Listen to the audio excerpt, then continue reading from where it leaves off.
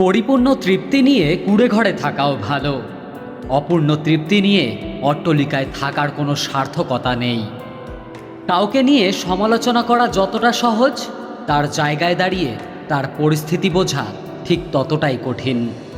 দেশের শ্রেষ্ঠ মেধাবীগুলো আপনি পাবেন ক্লাসের শেষ বেঞ্চে। শিক্ষিত মানুষের অভাব নেই এই পৃথিবীতে, কিন্তু এই পৃথিবীতে শিক্ষিত বিবেকের বড্ড অভাব।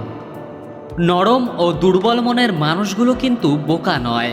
তারা জানে মানুষ তাদের সাথে কি ব্যবহার করেছিল, তবুও তারা মানুষকে বারবার ক্ষমা করে দেয়, কারণ তাদের সুন্দর একটা মন আছে। বিবেক হলো পৃথিবীর সবথেকে বড় আদালত। যা তুমি দেখাও তার থেকে তোমার বেশি থাকা উচিত, যা তুমি জানো তার থেকে তোমার কম বলা উচিত। একটি মোমবাতি দিয়ে যেমন 1000টা মোমবাতি জ্বালানো যায়, ঠিক তেমনি সুখ ভাগ করলে সুখ কমে যায় না, বরং বেড়ে যায়। সবসময় কারো দোষ খুঁজে বেরিও না, পারলে তাকে সমাধানের পথ দেখিয়ে দাও। টাকা দিয়ে তুমি বাড়ি কিনতে পারবে, কিন্তু ভালো পরিবার তৈরি করতে পারবে না। টাকা দিয়ে তুমি ঘড়ি কিনতে পারবে, কিন্তু সময় নয়। টাকা দিয়ে তুমি বই কিনতে পারবে, কিন্তু জ্ঞান নয়। আগুন দিয়ে যেমন লোহা চেনা যায়, তেমনি মানুষের ব্যবহার দেখে তার চরিত্র বিচার করা যায়। আনন্দকে ভাগ করলে দুটি জিনিস পাওয়া যায়, একটি হচ্ছে জ্ঞান আর অপরটি হচ্ছে প্রেম।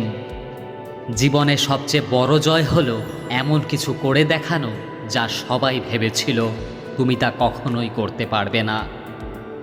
ক্ষমা তাকেই করো যে ভুল করেছে, কিন্তু তাকে ক্ষমা করো না যে তোমার সাথে বেইমানি করেছে। জীবনে ঝুঁকি নাও, জিতলে তুমি নেতৃত্ব দেবে, আর না জিতলে তুমি পরবর্তী কাউকে পথ দেখিয়ে দেবে। অসৎ লোক কাউকে সৎ মনে করে না, তারা সবাইকে নিজের মতো ভাবে। এরকম লোকের থেকে দূরত্ব বজায় রাখুন। কেউ যদি তোমাকে ভালো না বলে, তবে মন খারাপ করো না, কারণ এক জীবনে সবার কাছে ভালো হওয়া যায় না। একজন আহত ব্যক্তি যত সহজে তার যন্ত্রণা ভুলে যায়, একজন অপমানিত ব্যক্তি তত সহজে তার যন্ত্রণা ভুলে যায় না। ওঠো, জাগো, এবং তোমার লক্ষ্যে না পৌঁছানো পর্যন্ত থেমো না। আমরা প্রত্যেকে যোগ্য ব্যক্তি খোঁজার চেষ্টা করি, কিন্তু কেউ যোগ্য হওয়ার চেষ্টা করি না। সম্মান জিনিসটা অনেকটা আয়নার মতো, তুমি কাউকে যতটা এটা দেখাবে, তার থেকে ঠিক ততটা ফিরে পাবে।